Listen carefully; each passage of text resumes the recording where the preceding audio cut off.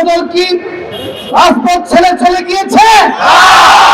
তারা কখনো ইসলামের লেবাস পরে ইসলামকে তারা ধারণ করে না। যারা ইসলামের কথা বলে 1988 সালে এরশাদ বাংলাদেশের সংসদে বাংলাদেশে সংবিধানে ইসলামকে রাষ্ট্রধর্ম ঘোষণা করেছিল, সেদিন তারা এটা গ্রহণ করে না। সেদিন তারা বলেছিল এটা একটা বন্ডামি, যেখানে সাধুবাদ জানাবে, সাধুবাদ না জানিয়ে তারা বলল কি বন্ডামি।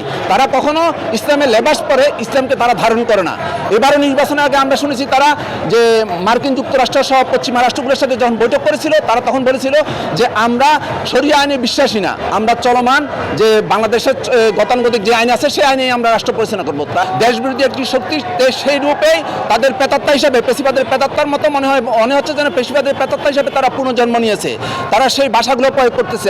এই শক্তিগুলি যে 71-এ যেভাবে তারা বাংলাদেশের বিরুদ্ধে কাজ করছে, মনে হচ্ছে এখন যেন তারা একটা নতুন ষড়যন্ত্রে লিপ্ত হচ্ছে, যে অশালীন বক্তব্য প্রয়োগের মাধ্যমে, মাননীয় প্রধানমন্ত্রীর চরিত্র হনন চেষ্টার মাধ্যমে, বিভিন্ন মাধ্যমে তারা বাংলাদেশের রাজনীতিকে গোলাটে করতে চাচ্ছে। সেই জন্যই যুবদল আজকে এই কর্মসূচি প্রয়োগ করেছে। যুবদল কি রাজপথ ছেড়ে চলে গিয়েছে? সারা অদ্ভুতপূর্ণ বক্তব্য দিচ্ছেন আমাদের অনুপস্থিতির সুযোগে। আমরা তো দেশ গড়ার কাজে সরকারকে সহযোগিতা করার জন্য এই মুহূর্তে কোনো আন্দোলন নয়, সংগ্রাম নয়, আমরা সহযোগিতা করছি।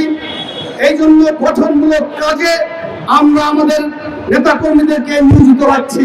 যারা কথায় কথায় দৃষ্টান্তমূলক বক্তব্য রাখেন, আমাদের প্রধানমন্ত্রীর গাড়ির পাশে এসে দাঁড়িয়ে তার বিরুদ্ধে স্লোগান দেওয়ার দৃষ্টতা দেখান, তাদেরকে বলতে চাই আমাদের প্রধানমন্ত্রী অনেক উদার মনের মানুষ।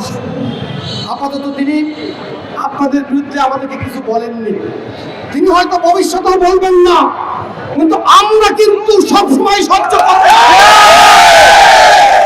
আমরা বলছি এরপরে কোনো বক্তব্য রাখার আগে, স্লোগান দেওয়ার আগে একবার ভেবে চিন্তে দেখবেন যে যুবদল এখন পর্যন্ত মাঠ ছেড়ে বাড়িতে চলে যায়নি, চাকরি নিয়ে কেউ বিদেশে যায়নি, কেউ ব্যবসা বাণিজ্যে নিজেদের জীবনকে রাজনীতি থেকে দূরে সরিয়ে নেয়নি। যুবদল কিন্তু এখনো মাঠে রয়েছে। সন্দেহ যদি হয় আজকের এই পল্টনের পার্টি দেশের সামনে নিফটি ফার্স্টের সাথে ট্রেড করুন যে কোনো জায়গা থেকে, ক্যাম্পাসে ক্লাসের ফাঁকে, ঢাকার জ্যামে বসে কিংবা ঘরে বসে। ট্রেডিং এখন হাতের মুঠোয়, তাই ট্রেড করুন যখন খুশি, যেখানে খুশি।